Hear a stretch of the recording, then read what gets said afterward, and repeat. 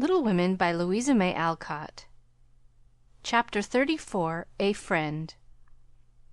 Though very happy in the social atmosphere about her, and very busy with the daily work that earned her bread and made it sweeter for the effort, Jo still found time for literary labors.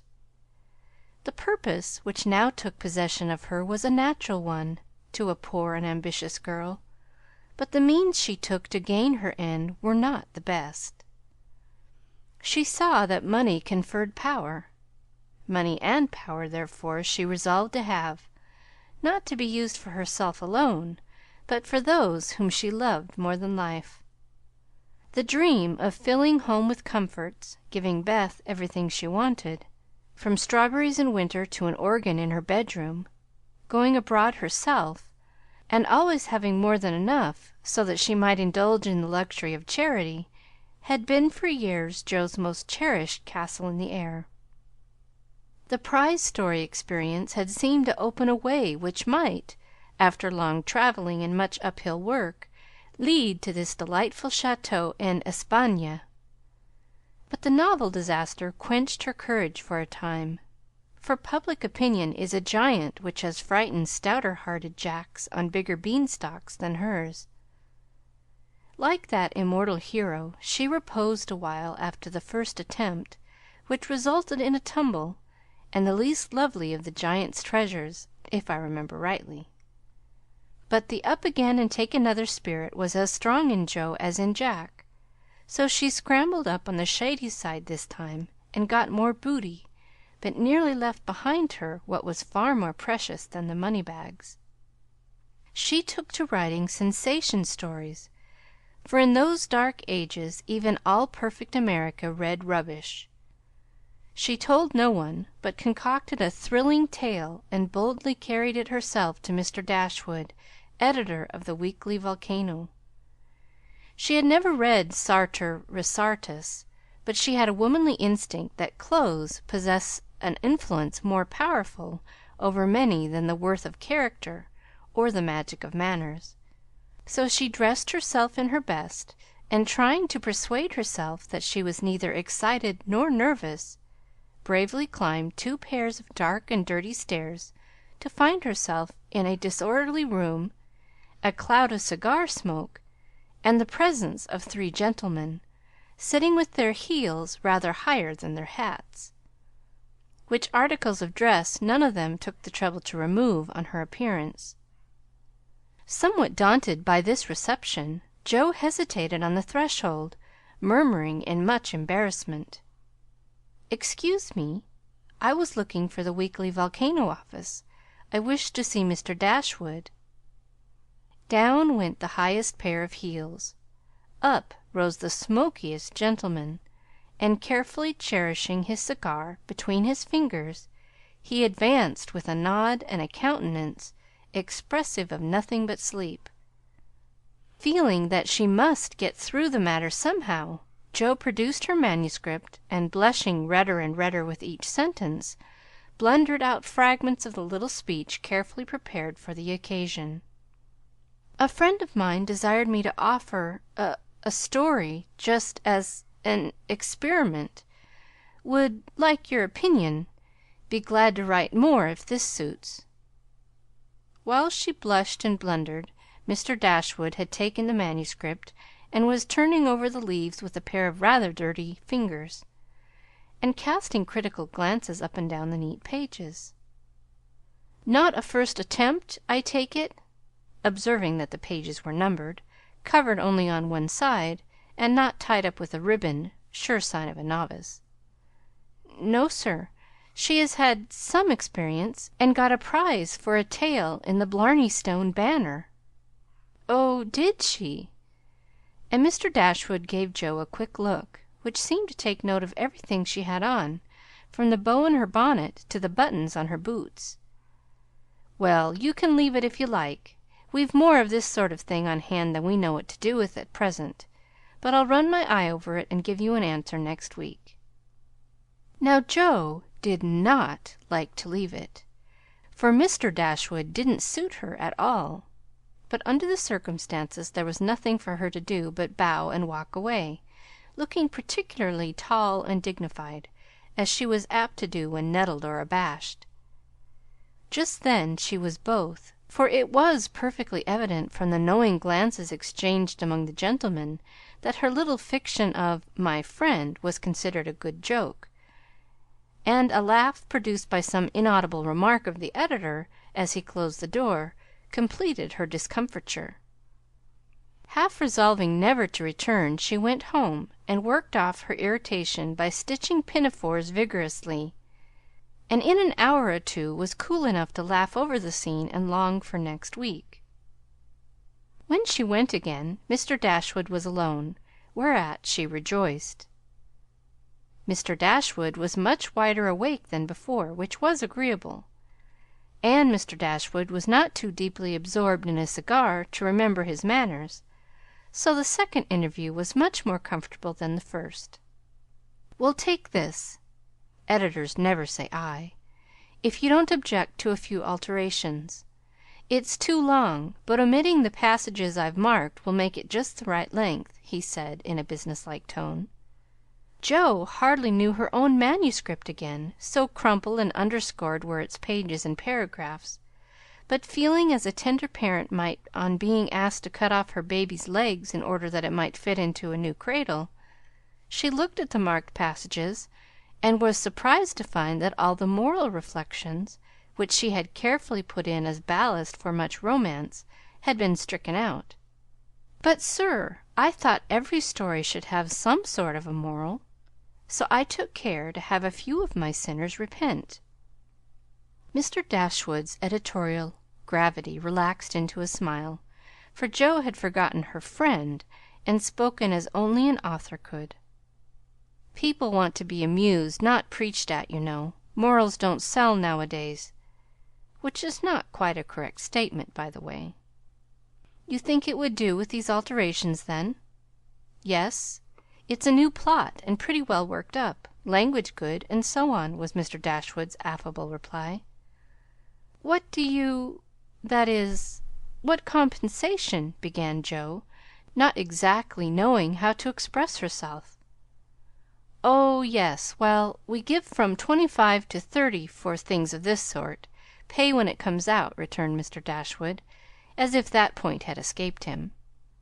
Such trifles do escape the editorial mind, it is said.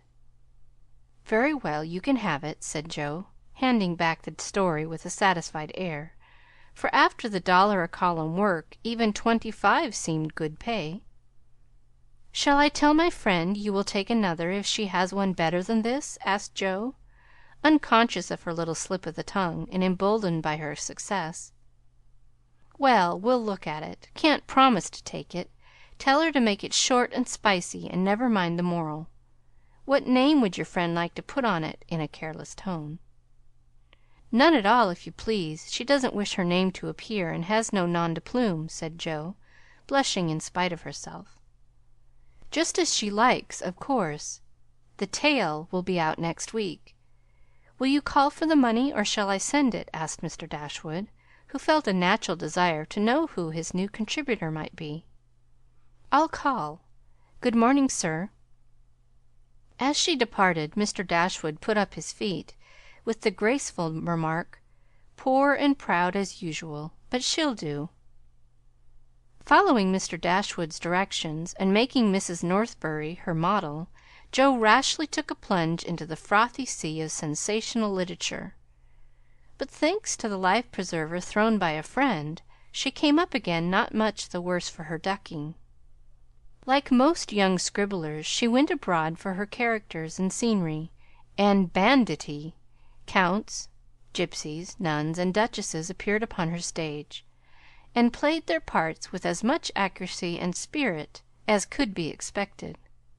Her readers were not particular about such trifles as grammar, punctuation, and probability, and Mr. Dashwood graciously permitted her to fill his columns at the lowest prices, not thinking it necessary to tell her that the real cause of his hospitality was the fact that one of his hacks, on being offered higher wages, had basely left him in the lurch. She soon became interested in her work, for her emaciated purse grew stout, and the little hoard she was making to take Beth to the mountains next summer grew slowly but surely as the weeks passed. One thing disturbed her satisfaction, and that was that she did not tell them at home. She had a feeling that Father and Mother would not approve, and preferred to have her own way first and beg pardon afterward. It was easy to keep her secret, for no name appeared with her stories. Mr. Dashwood had of course found it out very soon, but promised to be dumb, and for a wonder kept his word. She thought it would do her no harm, for she sincerely meant to write nothing of which she would be ashamed, and quieted all pricks of conscience by anticipations of the happy minute when she would show her earnings and laugh over her well-kept secret. But Mr. Dashwood rejected any but thrilling tales, and as thrills could not be produced except by harrowing up the souls of the readers, history and romance, land and sea, science and art, police records, and lunatic asylums had to be ransacked for the purpose.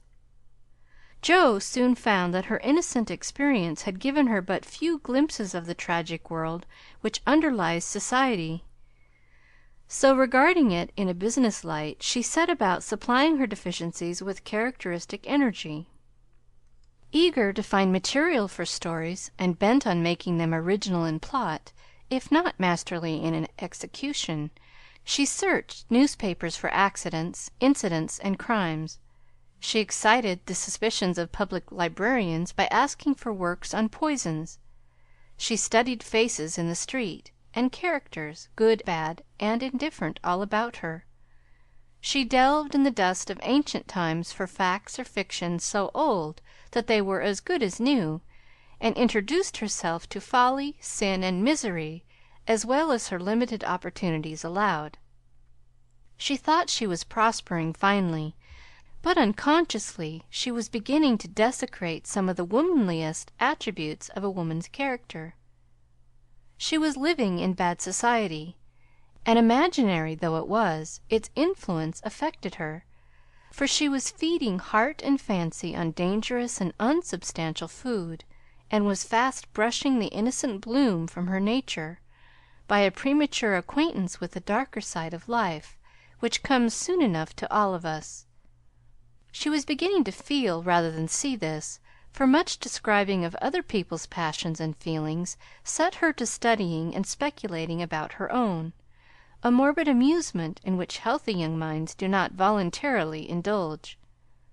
Wrong-doing always brings its own punishment, and when Jo most needed hers, she got it.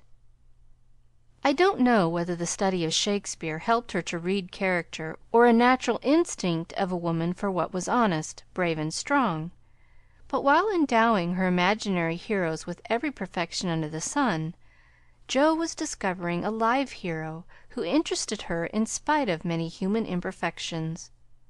Mr. Bear, in one of their conversations, had advised her to study simple, true, and lovely characters, wherever she found them, as good training for a writer. Jo took him at his word, for she coolly turned round and studied him, a proceeding which would have much surprised him had he known it, for the worthy professor was very humble in his own conceit. Why everybody liked him was what puzzled Jo at first. He was neither rich nor great, young nor handsome, in no respect what is called fascinating, imposing, or brilliant, and yet he was as attractive as a genial fire, and people seemed to gather about him as naturally as about a warm hearth. He was poor, yet always appeared to be giving something away; a stranger, yet every one was his friend; no longer young, but as happy-hearted as a boy; plain and peculiar, yet his face looked beautiful to many, and his oddities were freely forgiven for his sake. Jo often watched him, trying to discover the charm, and at last decided that it was benevolence which worked the miracle. If he had any sorrow, it sat with its head under its wing, and he turned only his sunny side to the world. There were lines upon his forehead, but time seemed to have touched him gently, remembering how kind he was to others. The pleasant curves about his mouth were the memorials of many friendly words and cheerful laughs. His eyes were never cold or hard, and his big hand had a warm, strong grasp that was more expressive than words. His very clothes seemed to partake of the hospitable nature of the wearer. They looked as if they were at ease, and liked to make him comfortable. His capacious waistcoat was suggestive of a large heart underneath. His rusty coat had a social air, and the baggy pockets plainly proved that little hands often went in empty and came out full. His very boots were benevolent, and his collars never stiff and raspy like other people's. "That's it," said Jo to herself, when she at length discovered that genuine good will toward one's fellow men could beautify and dignify even a stout German teacher, who shovelled in his dinner, darned his own socks, and was burdened with the name of Bear. Jo valued goodness highly, but she also possessed a most feminine respect for intellect, and a little discovery which she made about the Professor added much to her regard for him. He never spoke of himself, and no one ever knew that in his native city he had been a man much honored and esteemed for learning and integrity, till a countryman came to see him. He never spoke of himself, and in a conversation with Miss Norton divulged the pleasing fact. From her Jo learned it, and liked it all the better because Mr. Bear had never told it. She felt proud to know that he was an honored professor in Berlin, though only a poor language master in America, and his homely, hard-working life was much beautified by the spice of romance which this discovery gave. Another and a better gift than intellect was shown her in a most unexpected manner. Miss Norton had the entrée into most society, which Jo would have had no chance of seeing but for her. The solitary woman felt an interest in the ambitious girl, and kindly conferred many favors of this sort both on Jo and the Professor. She took them with her one night to a select symposium held in honor of several celebrities. Jo went prepared to bow down and adore the mighty ones whom she had worshipped with youthful enthusiasm afar off, but her reverence for genius received a severe shock that night, and it took her some time to recover from the discovery that the great creatures were only men and women after all. Imagine her dismay on stealing a glance of timid admiration at the poet, whose lines suggested an ethereal being fed on spirit, fire, and dew, to behold him devouring his supper with an ardor which flushed his intellectual countenance. Turning as from a fallen hero, she made other discoveries which rapidly dispelled her romantic illusions. The great novelist vibrated between two decanters with the regularity of a pendulum. The famous divine flirted openly with one of the Madame de Staëls of the age, who looked daggers at another Corinne, who was amiably satirizing her after outmanoeuvring her in efforts to absorb the profound philosopher, who imbibed tea Johnsonianly and appeared to slumber, the loquacity of the lady rendering speech impossible. The scientific celebrities, forgetting their mollusks and glacial periods, gossiped about art, while devoting themselves to oysters and ices with characteristic energy. The young musician, who was charming the city like a second Orpheus, talked horses, and the specimen of the British nobility present happened to be the most ordinary men of the party. Before the evening was half over, Jo felt so completely disillusioned that she sat down in a corner to recover herself. Mr. Bear soon joined her, looking rather out of his element, and presently several of the philosophers, each mounted on his hobby, came ambling up to hold an intellectual tournament in the recess. The conversations were miles beyond Jo's comprehension, but she enjoyed it, though Kant and Hegel were unknown gods, the subjective and the objective unintelligible terms, and the only thing evolved from her inner consciousness was a bad headache after it was all over. It dawned upon her gradually that the world was being picked to pieces and put together on new and, according to the talkers, on infinitely better principles than before; that religion was in a fair way to be reasoned into nothingness, and intellect was to be the only God. Joe knew nothing about philosophy or metaphysics of any sort, but a curious excitement, half pleasurable, half painful, came over her as she listened, with a sense of being turned adrift into time and space, like a young balloon on a holiday. She looked round to see how the Professor liked it, and found him looking at her with the grimmest expression she had ever seen him wear. He shook his head and beckoned her to come away, but she was fascinated just then by the freedom of speculative philosophy, and kept her seat, trying to find out what the wise gentleman intended to rely upon after they had annihilated all the old beliefs. Now Mr. Bear was a diffident man, and slow to offer his own opinions, not because they were unsettled, but too sincere and earnest to be lightly spoken. As he glanced from Joe to several other young people attracted by the brilliancy of the philosophic pyrotechnics, he knit his brows and longed to speak, fearing that some inflammable young soul would be led astray by the rockets, to find, when the display was over, that they had only an empty stick or a scorched hand. He bore it as long as he could, but when he was appealed to for an opinion, he blazed up with honest indignation and defended religion with all the eloquence of truth, an eloquence which made his broken English musical and his plain face beautiful. He had a hard fight, for the wise men argued well, but he didn't know when he was beaten, and stood to his colors like a man. Somehow, as he talked, the world got right again to Joe. The old beliefs that had lasted so long seemed better than the new. God was not a blind force, and immortality was not a pretty fable, but a blessed fact.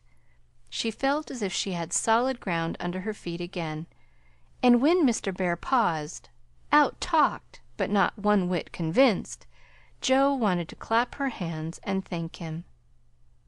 She did neither, but she remembered the scene, and gave the Professor her heartiest respect, for she knew it cost him an effort to speak out then and there, because his conscience would not let him be silent. She began to see that character is a better position than money, rank, intellect, or beauty, and to feel that if greatness is what a wise man has defined it to be, truth, reverence, and good-will, then her friend Frederick Bear was not only good, but great. This belief strengthened daily. She valued his esteem. She coveted his respect. She wanted to be worthy of his friendship. And just when the wish was sincerest, she came near to losing everything. It all grew out of a cocked hat. For one evening the Professor came in to give Joe her lesson with a paper soldier cap on his head, which Tina had put there and he had forgotten to take off. "It's evident he doesn't look in his glass before coming down," thought Joe, with a smile, as he said "Goot evening," and sat soberly down, quite unconscious of the ludicrous contrast between his subject and his headgear, for he was going to read her the death of Wallenstein. She said nothing at first, for she liked to hear him laugh out his big, hearty laugh when anything funny happened, so she left him to discover it for himself, and presently forgot all about it, for to hear a German read Schiller is rather an absorbing occupation. After the reading came the lesson, which was a lively one, for Joe was in a gay mood that night, and the cocked hat kept her eyes dancing with merriment. The Professor didn't know what to make of her, and stopped at last to ask with an air of mild surprise that was irresistible, "Mees Marsh, for what do you laugh in your master's face? Haf you no respect for me, that you go on so bad?" "How can I be respectful, sir, when you forget to take your hat off?" said Joe. Lifting his hand to his head, the absent-minded Professor gravely felt and removed the little cocked hat, looked at it a minute, and then threw back his head and laughed like a merry bass viol. "Ah, I see him now. It is that imp Tina who makes me a fool with my cap. Well, it is nothing. But see you, if this lesson goes not well, you too shall wear him." But the lesson did not go at all for a few minutes, because Mr. Bear caught sight of a picture on the hat, and unfolding it, said with great disgust, "I wish these papers did not come in the house. They are not for children to see, nor young people to read. It is not well. I have no patience with those who make this harm."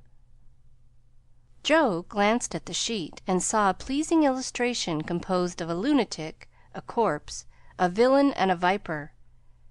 She did not like it, but the impulse that made her turn it over was not one of displeasure but fear, because for a minute she fancied the paper was the volcano.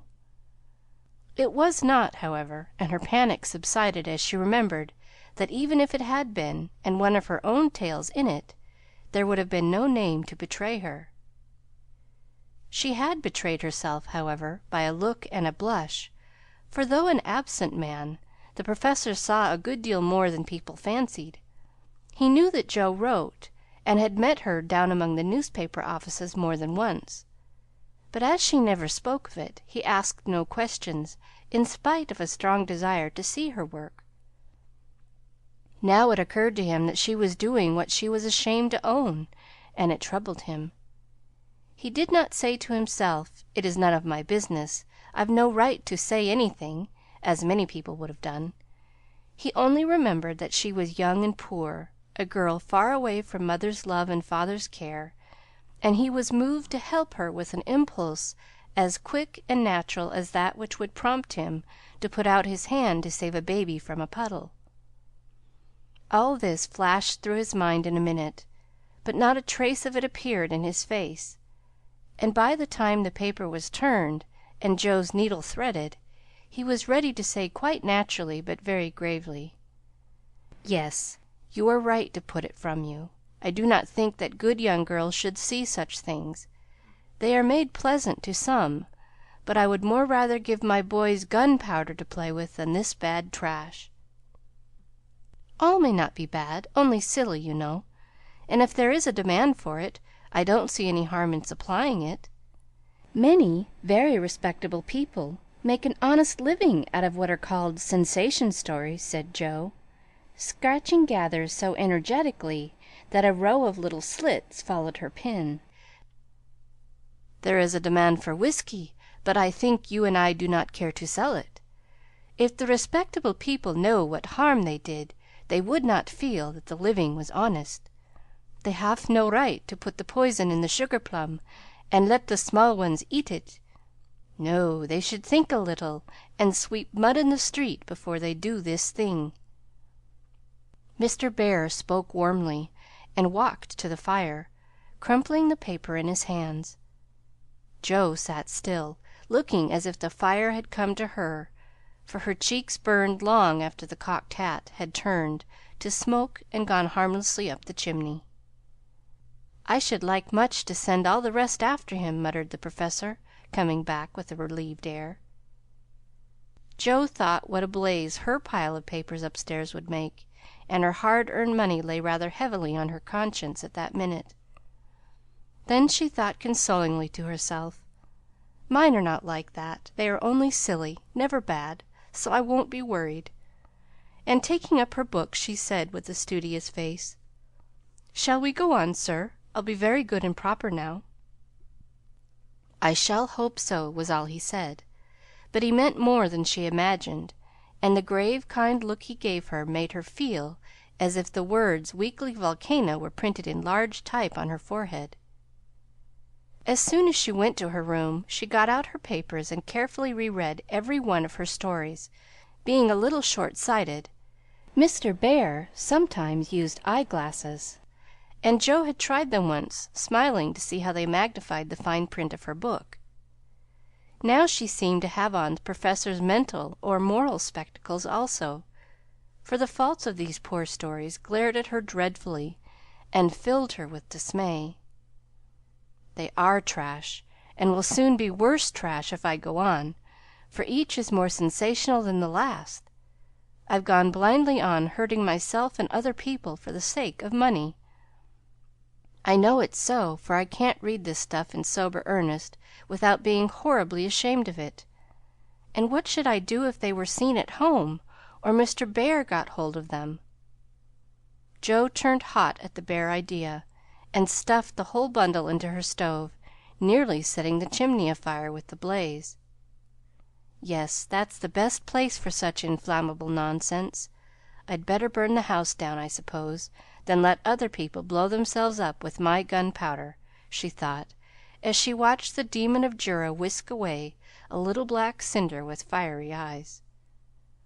But when nothing remained of all her 3 months' work except a heap of ashes and the money in her lap, Joe looked sober, as she sat on the floor wondering what she ought to do about her wages.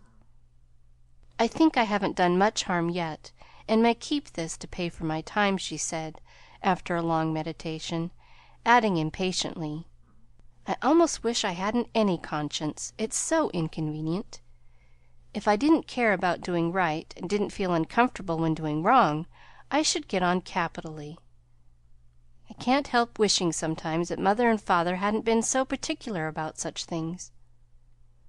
Ah, Joe, instead of wishing that, thank God that father and mother were particular, and pity from your heart those who have no such guardians to hedge them round with principles which may seem like prison walls to impatient youth, but which will prove sure foundations to build character upon in womanhood. Joe wrote no more sensational stories, deciding that the money did not pay for her share of the sensation.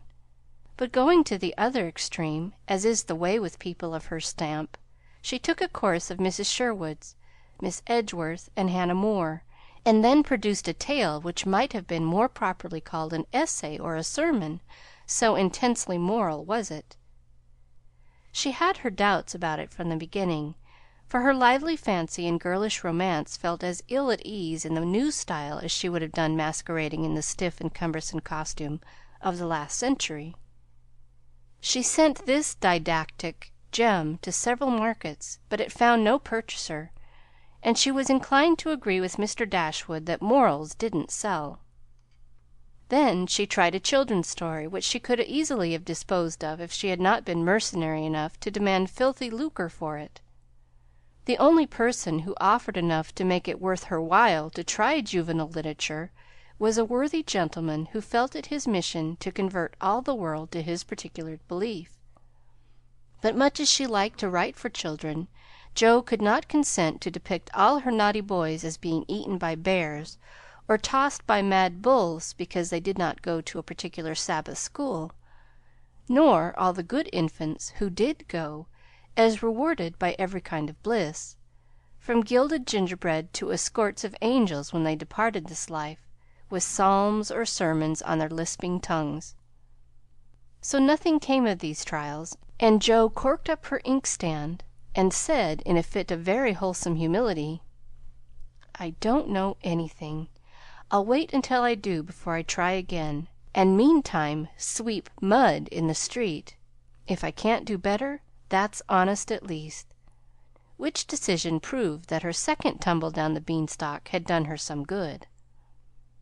While these internal revolutions were going on, her external life had been as busy and uneventful as usual, and if she sometimes looked serious or a little sad, no one observed it but Professor Bear. He did it so quietly that Joe never knew he was watching to see if she would accept and profit by his reproof; but she stood the test, and he was satisfied, for though no words passed between them, he knew that she had given up writing.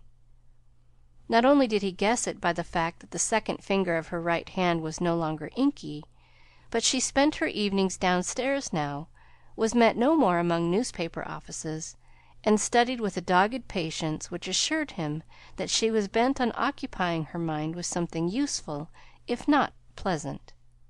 He helped her in many ways, proving himself a true friend, and Joe was happy, for while her pen lay idle she was learning other lessons besides German, and laying a foundation for the sensation story of her own life. It was a pleasant winter and a long one, for she did not leave Mrs. Kirk till June. Every one seemed sorry when the time came. The children were inconsolable, and Mr. Bear's hair stuck straight up all over his head, for he always rumpled it wildly when disturbed in mind. "Going home? Ah, you are happy that you have a home to go in," he said, when she told him, and sat silently pulling his beard in the corner, while she held a little levee on that last evening. She was going early, so she bade them all good bye overnight, and when his turn came, she said warmly, "Now, sir, you won't forget to come and see us if you ever travel our way, will you?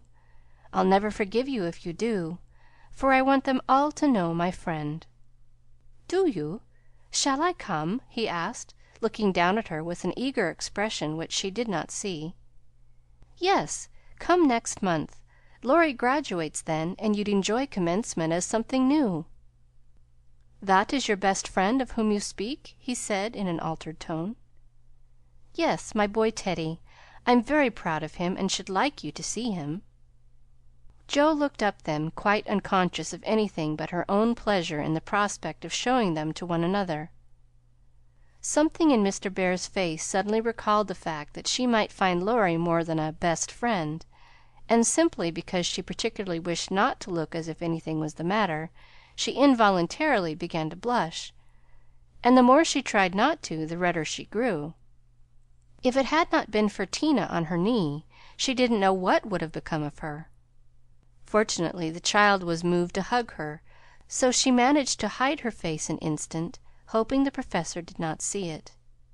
But he did, and his own changed again from that momentary anxiety to its usual expression, as he said cordially, "I fear I shall not make the time for that, but I wish the friend much success, and you all happiness.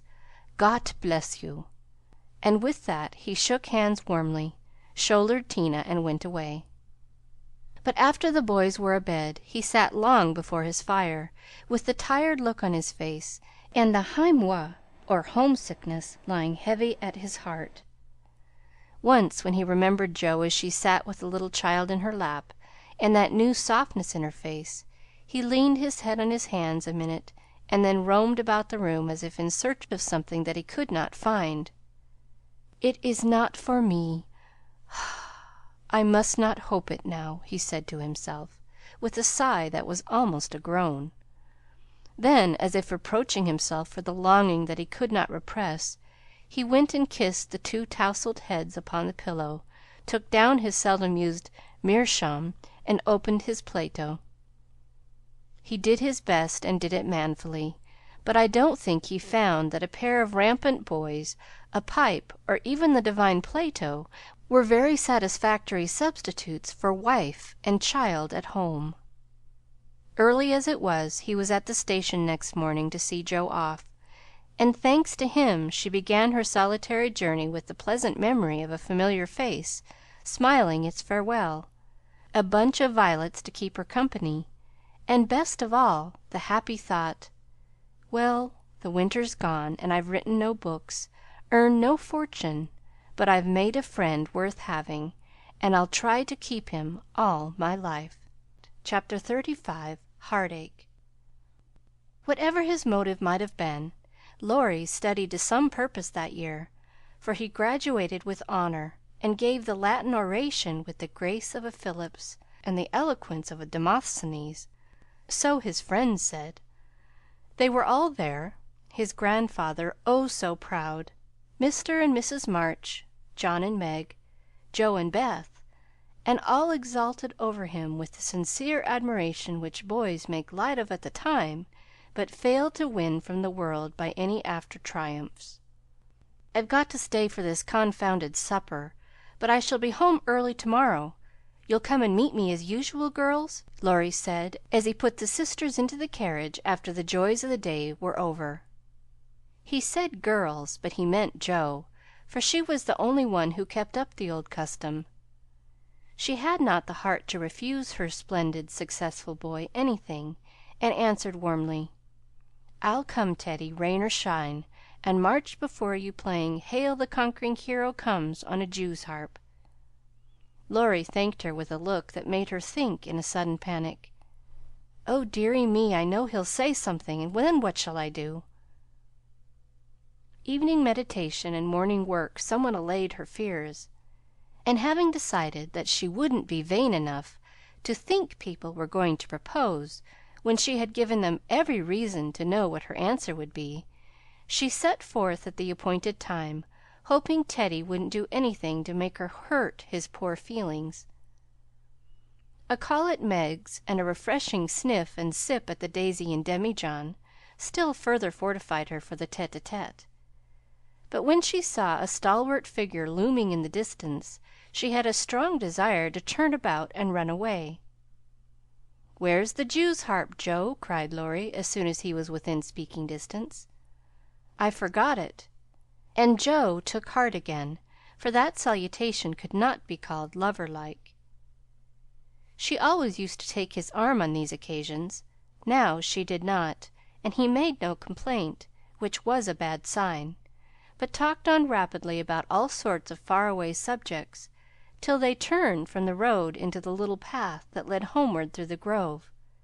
Then he walked more slowly, suddenly lost his fine flow of language, and now and then a dreadful pause occurred. To rescue the conversation from one of these wells of silence into which it kept falling, Joe said hastily, "Now you must have a good long holiday." "I intend to." Something in his resolute tone made Joe look up quickly to find him looking down at her with an expression that assured her the dreadful moment had come, and made her put out her hand with an imploring, "No, Teddy, please don't." "I will, and you must hear me. It's no use, Joe. We've got to have it out, and the sooner the better for both of us," he answered, getting flushed and excited all at once. "Say what you like, then. I'll listen," said Joe, with a desperate sort of patience. Laurie was a young lover, but he was in earnest, and meant to have it out, if he died in the attempt. So he plunged into the subject with characteristic impetuosity, saying in a voice that would get choky now and then in spite of manful efforts to keep it steady, "I've loved you ever since I've known you, Joe. Couldn't help it, you've been so good to me. I tried to show it, but you wouldn't let me. Now I'm going to make you hear and give me an answer, for I can't go on so any longer." "I wanted to save you this. I thought you'd understand," began Joe, finding it a great deal harder than she expected. "I know you did, but the girls are so queer you never know what they mean. They say no when they mean yes, and drive a man out of his wits just for the fun of it," returned Laurie, entrenching himself behind an undeniable fact. "I don't. I never wanted to make you care for me so, and I went away to keep you from it if I could." "I thought so. It was like you, but it was no use. I only loved you all the more, and I worked hard to please you, and I gave up billiards and everything you didn't like, and waited and never complained, for I hoped you'd love me, though I'm not half good enough." Here there was a choke that couldn't be controlled, so he decapitated Buttercups while he cleared his confounded throat. You are. You're a great deal too good for me, and I'm so grateful to you, and so proud and fond of you. I don't know why I can't love you as you want me to. I've tried, but I can't change the feeling, and it would be a lie to say I do when I don't." "Really, truly, Joe?" He stopped short and caught both her hands as he put his question with a look that she did not soon forget. "Really, truly, dear." They were in the grove now, close by the stile, and when the last words fell reluctantly from Joe's lips, Laurie dropped her hands and turned as if to go on. But for once in his life the fence was too much for him, so he just laid his head down on the mossy post and stood so still that Joe was frightened. "Oh, Teddy, I'm sorry, so desperately sorry. I could kill myself if it would do any good. I wish you wouldn't take it so hard. I can't help it. You know it's impossible for people to make themselves love other people if they don't," cried Joe, inelegantly but remorsefully, as she softly patted his shoulder, remembering the time when he had comforted her so long ago. "They do sometimes," said a muffled voice from the post. "I don't believe it's the right sort of love, and I'd rather not try it," was the decided answer. There was a long pause, while a blackbird sung blithely on the willow by the river, and the tall grass rustled in the wind. Presently Joe said very soberly, as she sat down on the step of the stile, "Laurie, I want to tell you something." He started as if he had been shot, threw up his head, and cried out in a fierce tone, "Don't tell me that, Joe! I can't bear it now!" "Tell you what?" she asked, wondering at his violence. "That you love that old man." "What old man?" demanded Joe, thinking he must mean his grandfather. "That devilish professor you were always writing about. If you say you love him, I know I shall do something desperate!" And he looked as if he would keep his word, as he clenched his hands with a wrathful spark in his eyes. Joe wanted to laugh, but she restrained herself and said warmly, for she too was getting excited with all this, "Don't swear, Teddy. He isn't old, nor anything bad, but good and kind, and the best friend I've got next to you. Pray don't fly into a passion. I want to be kind, but I know I shall get angry if you abuse my professor.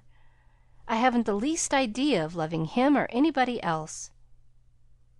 "But you will after a while, and then what will become of me?" "You'll love some one else too, like a sensible boy, and forget all this trouble." "I can't love any one else, and I'll never forget you, Joe, never, never!" with a stamp to emphasize his passionate words. "What shall I do with him?" sighed Joe, finding that emotions were more unmanageable than she expected. "You haven't heard what I wanted to tell you. Sit down and listen, for indeed I want to do right and make you happy," she said, hoping to soothe him with a little reason, which proved that she knew nothing about love.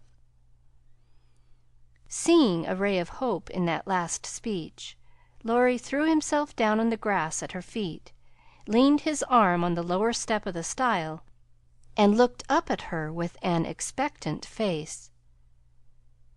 Now that arrangement was not conducive to calm speech or clear thought on Joe's part, for how could she say hard things to her boy while he watched her with eyes full of love and longing, and lashes still wet with the bitter drop or two her hardness of heart had wrung from him? She gently turned his head away, saying, as she stroked the wavy hair which had been allowed to grow for her sake, how touching that was, to be sure, "I agree with mother that you and I are not suited to each other, because our quick tempers and strong wills would probably make us very miserable if we were so foolish as to—" Joe paused a little over the last word, but Laurie uttered it with a rapturous expression. "Marry? No, we shouldn't. If you loved me, Joe, I should be a perfect saint, for you could make me anything you like." "No, I can't. I've tried and failed, and I won't risk our happiness by such a serious experiment. We don't agree, and we never shall, so we'll be good friends all our lives, but we won't go and do anything rash." "Yes, we will, if we get the chance," muttered Laurie rebelliously. "Now do be reasonable and take a sensible view of the case," implored Joe, almost at her wits' end. "I won't be reasonable. I don't want to take what you call a sensible view. It won't help me, and it only makes it harder. I don't believe you've got any heart." "I wish I hadn't." There was a little quiver in Joe's voice, and thinking it a good omen, Laurie turned round, and bringing all his persuasive powers to bear, as he said, in the wheedlesome tone that had never been so dangerously wheedlesome before, "Don't disappoint us, dear. Every one expects it. Grandpa has set his heart upon it. Your people like it, and I can't get on without you. Say you will, and let's be happy. Do, do!" Not until months afterward did Jo understand how she had the strength of mind to hold fast to the resolution she had made when she decided that she did not love her boy, and never could. It was very hard to do, but she did it, knowing that delay was both useless and cruel. "I can't say yes, truly, so I won't say it at all. You'll see that I'm right by and by, and thank me for it," she began solemnly. "I'll be hanged if I do!" And Laurie bounced up off the grass, burning with indignation at the very idea. "Yes, you will," persisted Jo. "You'll get over this after a while, and find some lovely, accomplished girl who will adore you and make a fine mistress for your fine house. I shouldn't.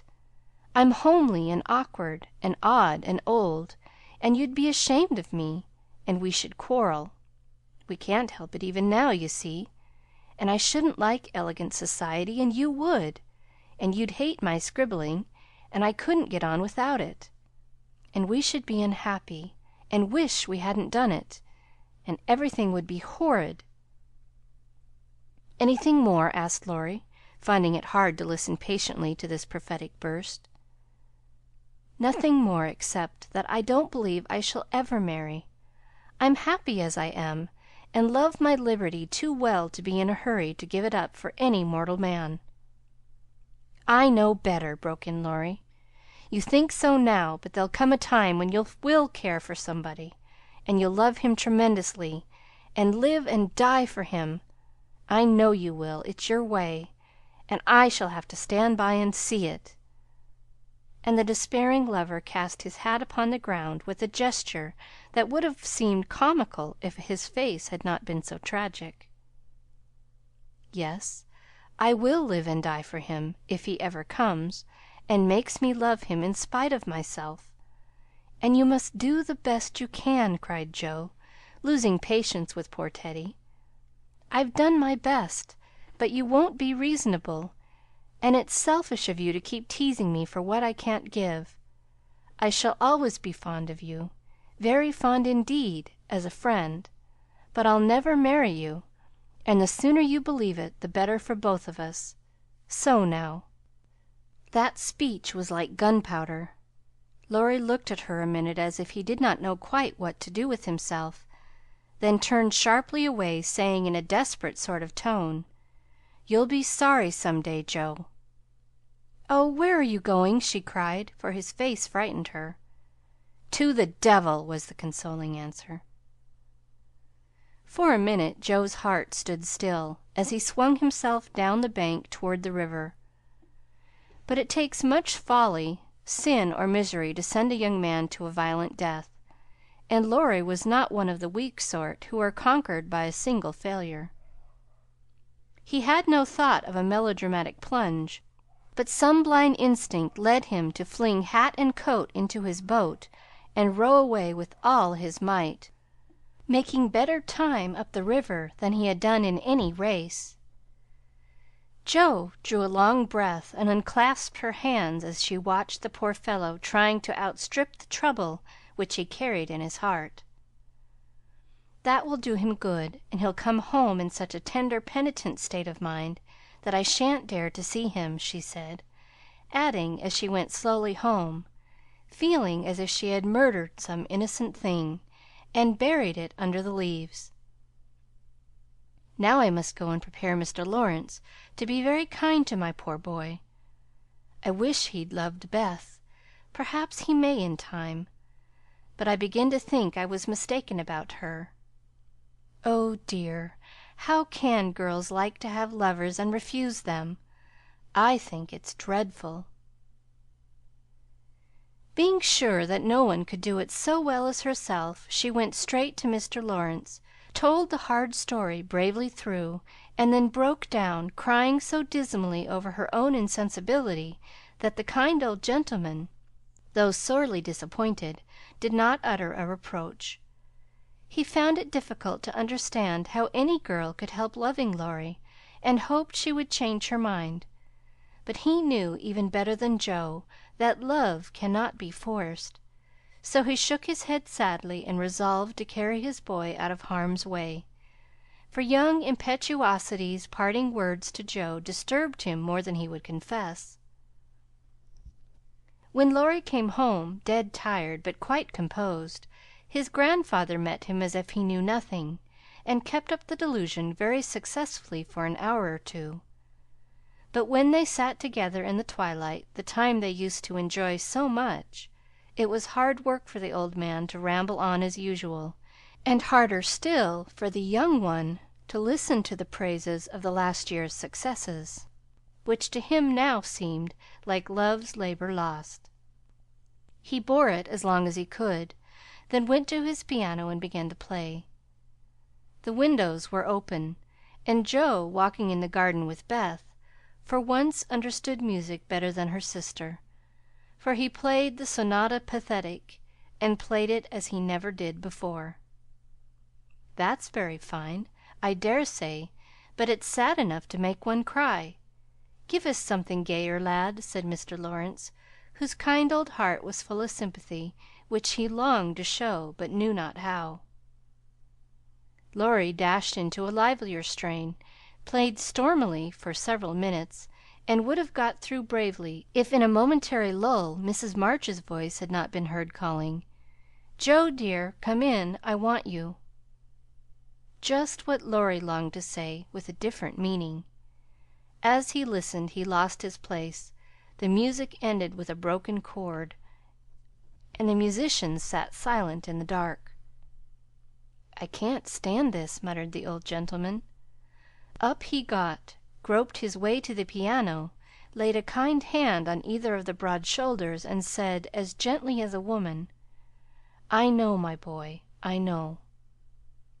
No answer for an instant. Then Laurie asked sharply, "Who told you?" "Joe herself." "Then there's an end of it." And he shook off his grandfather's hands with an impatient motion, for though grateful for the sympathy, his man's pride could not bear a man's pity. "Not quite. I want to say one thing, and then there shall be an end of it," returned Mr. Lawrence, with unusual mildness. "You won't care to stay at home now, perhaps?" "I don't intend to run away from a girl. Joe can't prevent my seeing her, and I shall stay and do it as long as I like," interrupted Laurie, in a defiant tone. "Not if you are the gentleman I think you. I'm disappointed, but the girl can't help it, and the only thing left for you to do is to go away for a time. Where will you go?" "Anywhere. I don't care what becomes of me." And Laurie got up with a reckless laugh that grated on his grandfather's ear. "Take it like a man, and don't do anything rash, for God's sake! Why not go abroad as you planned and forget it?" "I can't." "But you've been wild to go, and I promised you should when you got through college." "Ah, but I didn't mean to go alone." And Laurie walked fast through the room, with an expression which it was well his grandfather did not see. "I don't ask you to go alone. There's some one ready and glad to go with you anywhere in the world." "Who, sir?" stopping to listen. "Myself." Laurie came back as quickly as he went, and put out his hand, saying huskily, "I'm a selfish brute, but you know, grandfather." "Lord help me, yes, I do know, for I've been through it all before, once in my own young days, and then with your father. Now, my boy, just sit quietly down and hear my plan. It's all settled, and can be carried out at once," said Mr. Lawrence, keeping hold of the young man, as if fearful that he would break away as his father had done before him. "Well, sir, what is it?" And Laurie sat down without a sign of interest in face or voice. "There is business in London that needs looking after. I meant you should attend to it, but I can do it better myself, and things here will get on very well with Brooke to manage them. My partners do almost everything.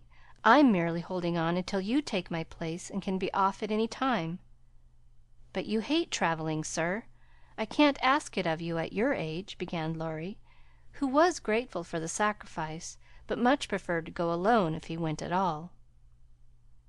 The old gentleman knew that perfectly well, and particularly desired to prevent it, for the mood in which he found his grandson assured him that it would not be wise to leave him to his own devices. So, stifling a natural regret at the thought of the home comforts he would leave behind him, he said stoutly, "Bless your soul, I'm not superannuated yet. I quite enjoy the idea. It will do me good, and my own bones won't suffer, for traveling nowadays is almost as easy as sitting in a chair." A restless movement from Laurie suggested that his chair was not easy, or that he did not like the plan, and made the old man add hastily, "I don't mean to be a marplot or a burden. I go because I think you'd feel happier than if I was left behind. I don't intend to gad about with you, but leave you free to go where you like, while I amuse myself in my own way.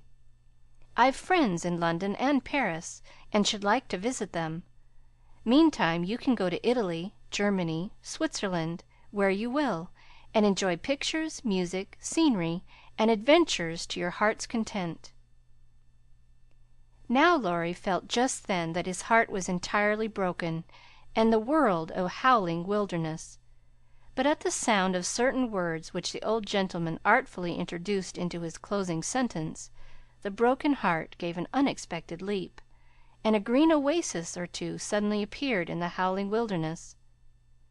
He sighed, and then said in a spiritless tone, "Just as you like, sir.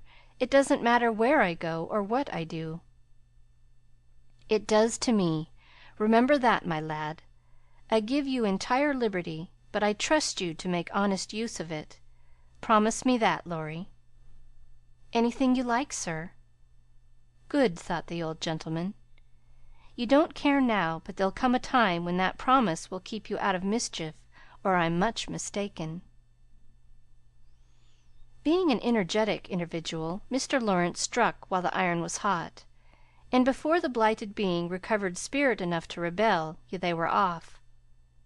During the time necessary for preparation, Laurie bore himself as young gentlemen usually do in such cases. He was moody, irritable, and pensive by turns, lost his appetite, neglected his dress, and devoted much time playing tempestuously on his piano, avoided Jo, but consoled himself by staring at her from his window, with a tragic face that haunted her dreams by night and oppressed her with a heavy sense of guilt by day. Unlike some sufferers, he never spoke of his unrequited passion, and would allow no one, not even Mrs. March, to attempt consolation or offer sympathy. On some accounts this was a relief to his friends, but the weeks before his departure were very uncomfortable, and every one rejoiced that the poor dear fellow was going away to forget his trouble and come home happy. Of course he smiled darkly at their delusion, but passed it by with the sad superiority of one who knew that his fidelity, like his love, was unalterable. When the parting came, he affected high spirits, to conceal certain inconvenient emotions which seemed inclined to assert themselves. This gaiety did not impose upon anybody, but they tried to look as if it did for his sake, and he got on very well till Mrs. March kissed him, with a whisper full of motherly solicitude. Then, feeling that he was going very fast, he hastily embraced them all round, not forgetting the afflicted Hannah, and ran downstairs as if for his life. Jo followed a minute after, to wave her hand to him if he looked round. He did look round, came back, put his arms about her as she stood on the step above him, and looked up at her with a face that made his short appeal eloquent and pathetic. "Oh, Jo, can't you?" "Teddy, dear, I wish I could." That was all, except a little pause. Then Laurie straightened himself up, said, "It's all right, never mind," and went away without another word. Ah, but it wasn't all right, and Jo did mind, for while the curly head lay on her arm a minute after her hard answer, she felt as if she had stabbed her dearest friend, and when he left her without a look behind him, she knew that the boy Laurie never would come again. Chapter 36. Beth's Secret. When Jo came home that spring, she had been struck with the change in Beth. No one spoke of it or seemed aware of it, for it had come too gradually to startle those who saw her daily. But to eyes sharpened by absence it was very plain, and a heavy weight fell on Jo's heart as she saw her sister's face. It was no paler, and but little thinner than in the autumn, yet there was a strange transparent look about it, as if the mortal was being slowly refined away, and the immortal shining through the frail flesh with an indescribably pathetic beauty. Jo saw and felt it, but said nothing at the time, and soon the first impression lost much of its power, for Beth seemed happy. No one appeared to doubt that she was better, and presently, in other cares, Jo for a time forgot her fear. But when Laurie was gone, and peace prevailed again, the vague anxiety returned and haunted her. She had confessed her sins and been forgiven, but when she showed her savings and proposed a mountain trip, Beth had thanked her heartily, but begged not to go so far away from home. Another little visit to the seashore would suit her better, and as Grandma could not be prevailed upon to leave the babies, Jo took Beth down to the quiet place, where she could live much in the open air, and let the fresh sea breezes blow a little color into her pale cheeks. It was not a fashionable place, but even among the pleasant people there, the girls made few friends, preferring to live for one another. Beth was too shy to enjoy society, and Jo too wrapped up in her to care for anyone else. So they were all in all to each other, and came and went, quite unconscious of the interest they excited in those about them, who watched with sympathetic eyes the strong sister and the feeble one, always together, as if they felt instinctively that a long separation was not far away. They did feel it, yet neither spoke of it, for often between ourselves and those nearest and dearest to us there exists a reserve which it is very hard to overcome. Jo felt as if a veil had fallen between her heart and Beth's, but when she put out her hand to lift it up, there seemed something sacred in the silence, and she waited for Beth to speak. She wondered, and was thankful also, that her parents did not seem to see what she saw, and during the quiet weeks when the shadows grew so plain to her, she said nothing of it to those at home, believing that it would tell itself when Beth came back no better. She wondered still more if her sister really guessed the hard truth, and what thoughts were passing through her mind during the long hours when she lay on the warm rocks, with her head in Jo's lap, while the winds blew healthfully over her and the sea made music at her feet. One day, Beth told her, Jo thought she was asleep, she lay so still, and putting down her book, sat looking at her with wistful eyes, trying to see signs of hope in the faint color on Beth's cheeks. But she could not find enough to satisfy her, for the cheeks were very thin, and the hands seemed too feeble to hold even the rosy little shells they had been collecting. It came to her then more bitterly than ever that Beth was slowly drifting away from her, and her arms instinctively tightened their hold upon the dearest treasure she possessed. For a minute her eyes were too dim for seeing, and when they cleared, Beth was looking up at her so tenderly that there was hardly any need for her to say, "Jo, dear, I'm glad you know it. I've tried to tell you, but I couldn't." There was no answer except her sister's cheek against her own, not even tears, for when most deeply moved, Jo did not cry. She was the weaker then, and Beth tried to comfort and sustain her, with arms about her and the soothing words she whispered in her ear. "I've known it for a good while, dear, and now I'm used to it. It isn't hard to think of or to bear. Try to see it so, and don't be troubled about me, because it's best, indeed it is." "Is this what made you so unhappy in the autumn, Beth? You did not feel it then and keep it to yourself so long, did you?"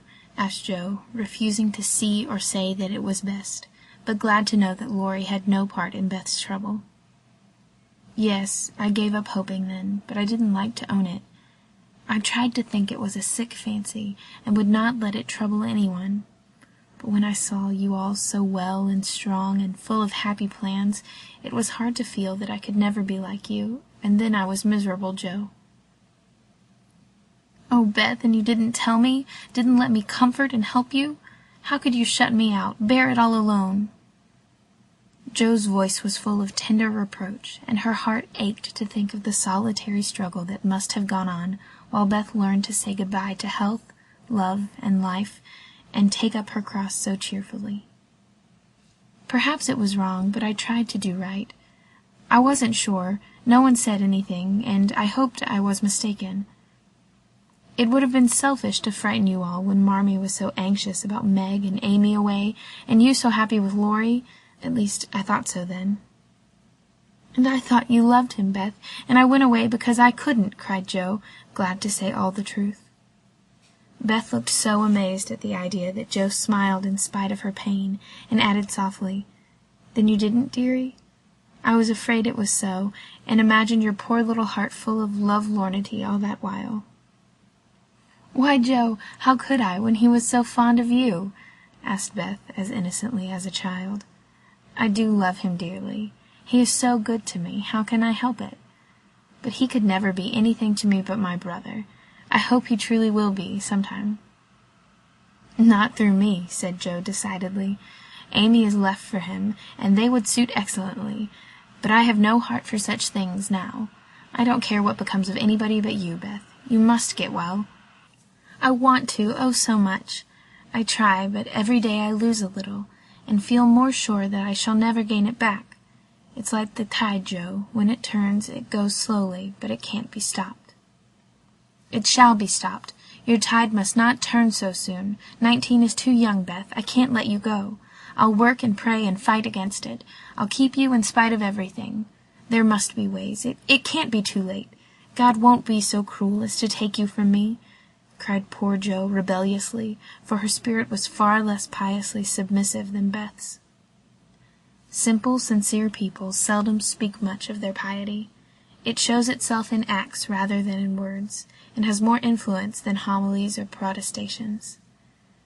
Beth could not reason upon or explain the faith that gave her courage and patience to give up life and cheerfully wait for death. Like a confiding child, she asked no questions, but left everything to God and nature, Father and Mother of us all, feeling sure that they, and they only, could teach and strengthen heart and spirit for this life and the life to come. She did not rebuke Jo with saintly speeches, only loved her better for her passionate affection, and clung more closely to the dear human love from which our Father never means us to be weaned, but through which he draws us closer to himself. She could not say, "I'm glad to go," for life was very sweet for her. She could only sob out, "I try to be willing," while she held fast to Jo as the first bitter wave of this great sorrow broke over them together. By and by Beth said, with recovered serenity, "You'll tell them this when we go home?" "I think they will see it without words," sighed Jo, for now it seemed to her that Beth changed every day. "Perhaps not. I've heard that the people who love best are often blindest to such things. If they don't see it, you will tell them for me. I don't want any secrets, and it's kinder to prepare them.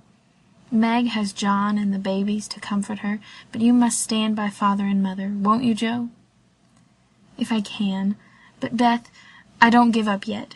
I'm going to believe that it is a sick fancy, and not let you think it's true," said Jo, trying to speak cheerfully. Beth lay a minute thinking, and then said in her quiet way, "I don't know how to express myself, and shouldn't try to anyone but you, because I can't speak out except to my Jo. I only mean to say that I have a feeling that it never was intended I should live long. I'm not like the rest of you. I never made any plans about what I'd do when I grew up. I never thought of being married, as you all did. I couldn't seem to imagine myself anything but stupid little Beth, trotting about at home, of no use anywhere but there. I never wanted to go away, and the hard part now is leaving you all. I'm not afraid, but it seems as if I should be homesick for you even in heaven." Jo could not speak, and for several minutes there was no sound but the sigh of the wind and the lapping of the tide. A white-winged gull flew by, with the flash of sunshine on its silvery breast. Beth watched it till it vanished, and her eyes were full of sadness. A little gray-coated sandbird came tripping over the beach, peeping softly to itself, as if enjoying the sun and the sea. It came quite close to Beth, and looked at her with a friendly eye, and sat upon a warm stone, dressing its wet feathers, quite at home. Beth smiled and felt comforted, for the tiny thing seemed to offer its small friendship and remind her that a pleasant world was still to be enjoyed. "Dear little bird, see, Joe, how tame it is. I like Peeps better than the gulls. They are not so wild and handsome, but they seem happy, confiding little things. I used to call them my birds last summer, and Mother said they reminded her of me. Busy, Quaker-colored creatures, always near the shore and always chirping that contented little song of theirs. You are the gull, Joe, strong and wild, fond of the storm and the wind, flying far out to sea, and happy all alone. Meg is the turtle-dove, and Amy is like the lark she writes about, trying to get up among the clouds, but always dropping down into its nest again. Dear little girl! She's so ambitious, but her heart is good and tender, and no matter how high she flies, she never will forget home. I hope I shall see her again, but she seems so far away. She is coming in the spring, and I mean that you shall be all ready to see and enjoy her. I'm going to have you well and rosy by that time," began Joe, feeling that all of the changes in Beth, the talking change was the greatest, for it seemed to cost no effort now, and she thought aloud in a way quite unlike bashful Beth.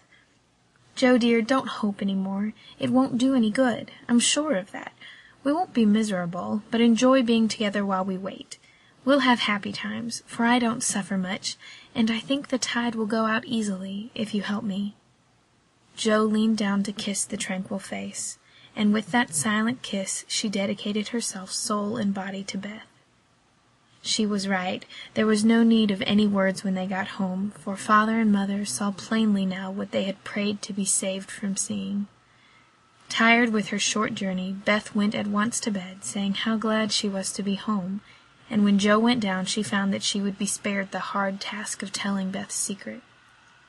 Her father stood leaning his head on the mantelpiece, and did not turn as she came in, but her mother stretched out her arms as if for help, and Joe went to comfort her without a word. End of chapter 36.